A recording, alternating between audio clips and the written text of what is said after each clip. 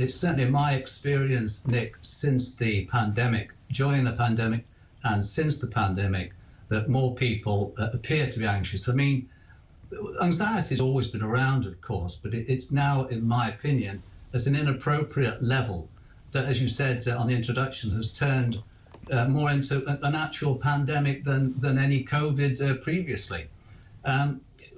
It's just not good enough to just tell people they need to cheer up.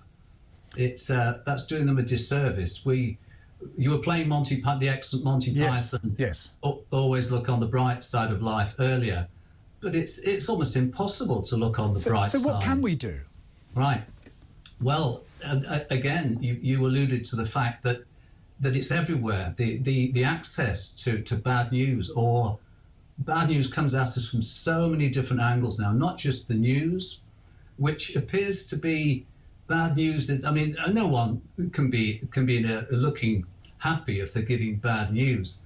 But it seems to me that some newsreaders' delivery is a little more dramatic these days than it used to be, sort of grab our attention, you know?